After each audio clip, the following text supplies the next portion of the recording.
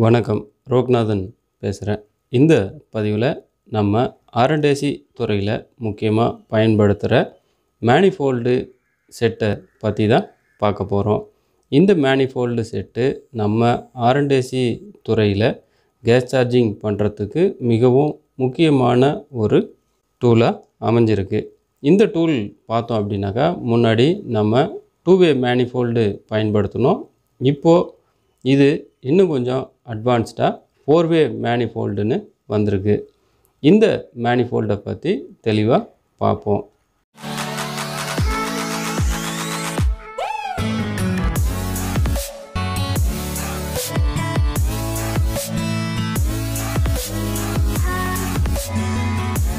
இந்த மேனிஃபோல்டு பார்த்தோம் அப்படின்னாக்கா, 2-வே மேனிஃபோல்டு எப்படி வேலை செஞ்சுதோ ஸோ அதே மாதிரி தான் இதுவும் வேலை செய்யுது. இப்போ 2-வே மேனிஃபோல்டில் சிம்பிளாக பார்த்தோம் அப்படின்னாக்கா, இதில் ஹை சைடுக்கும் லோ சைடுக்கும் தனித்தனியாக ஒரு கனெக்ஷன் இருக்கும். ஸோ மேலே high pressure KG, low pressure KG, side class, so இதெல்லாம் இருக்கும். ஸோ இதுவே 4-வே மேனிஃபோல்டாக இருந்தது அப்படின்னாக்கா, இங்கே பார்த்தோம் அப்படின்னா நம்ம ரெஃப்ரிஜரண்ட் கனெக்ட் பண்ணுறதுக்கு தனியாக ஒரு லைனும், ஸோ அதே மாதிரி வேக்கம் கனெக்ட் பண்ண தனியாக ஒரு லைனும், அதுக்கு அடுத்து சக்ஷனுக்கும் டிஸ்சார்ஜுக்கும் ரெண்டு லைன் கனெக்ட் பண்ணுற மாதிரி இந்த 4-வே மேனிஃபோல்டில் கனெக்ட் பண்ணியிருப்பாங்க. ஸோ இது மாதிரி எக்ஸ்ட்ரா கனெக்ட் பண்ணிக்கிறதுனால என்ன அட்வான்டேஜ் பார்த்தோம் அப்படின்னாக்கா, ஒரு R&AC மிஷின் வந்தது அப்படின்னாக்கா, அதே மாதிரி மேனிஃபோல்டையும் ரிமூவ் பண்ணாமல் ப்ரெஷர் டெஸ்ட்டு கொடுத்துக்கலாம். ஸோ அதே மாதிரி எவாக்குவேஷன் பண்ணலாம். நெக்ஸ்ட்டு கேஸ் சார்ஜிங் பண்ணலாம். கேஸ் சார்ஜிங் முடிச்சுட்டு நம்ம அந்த சிஸ்டத்தை பர்ஃபார்மன்ஸும் செக் பண்ணிக்கலாம்.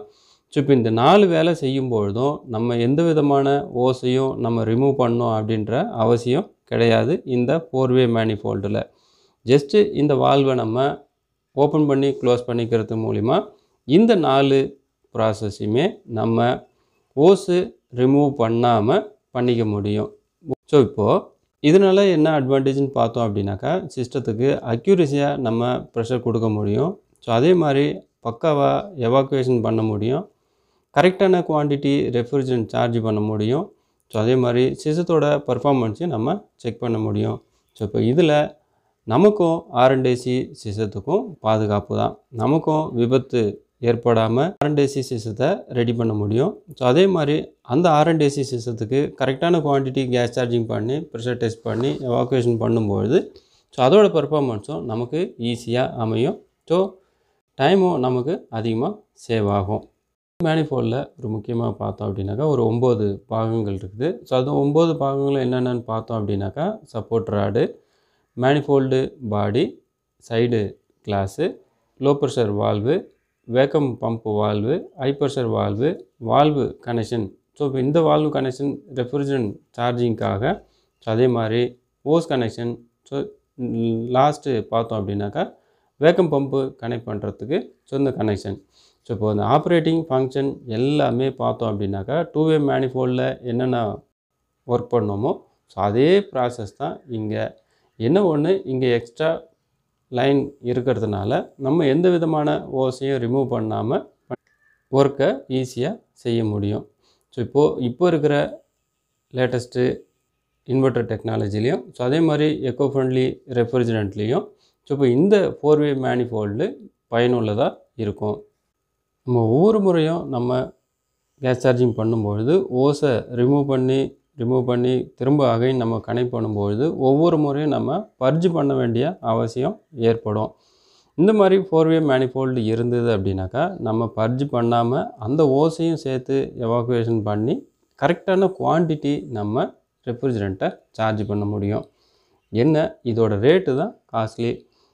இந்த 4-வே மேனிஃபோல்டில் நம்ம வேக்கம் பம்பு, அதே மாதிரி நைட்ரஜன், ரெஃப்ரிஜரண்ட் சிலிண்டரு, வேக்கமாக அளக்கக்கூடிய இந்த மைக்ரான் கேஜ், ஸோ இது எல்லாத்தையும் நம்ம இந்த 4-வே மேனிஃபோல்டில் கனெக்ட் பண்ணலாம்.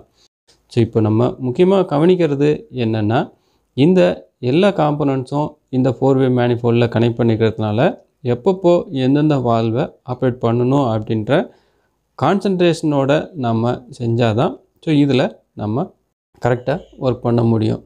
சப்போஸ் நம்ம கவனக்குறைவாக மாற்றி ஆப்ரேட் பண்ணிட்டோம் அப்படின்னாக்கா ஒன்று எக்யூப்மெண்ட்டு ஸ்பாயில் ஆகும், டைமு அதிகமாக நமக்கு செலவாகும், ஸோ அதே மாதிரி காசும் நமக்கு வேஸ்ட் ஆகும். ஸோ அதனால் இந்த மேனிஃபோல்டை ஆப்ரேட் பண்ணும்பொழுது மிகவும் கவனமாக நம்ம ஒர்க் பண்ண வேண்டியது மிகவும் அவசியமானது. இதுவரைக்கும் வீடியோவை கட் பண்ணாமல் பார்த்த அனைத்து நல்ல உள்ளங்களுக்கும் நன்றி. இந்த வீடியோவுக்கு புதுசாக யாராவது வந்திருந்தீங்கன்னா என்னோடய சேனலை சப்ஸ்கிரைப் பண்ணுங்கள், லைக் பண்ணுங்கள், ஷேர் பண்ணுங்கள், மறக்காமல் கமெண்ட் பண்ணுங்கள். மீண்டும் அடுத்து ஒரு நல்ல பதிவில் சந்திப்போம். நன்றி, வணக்கம்.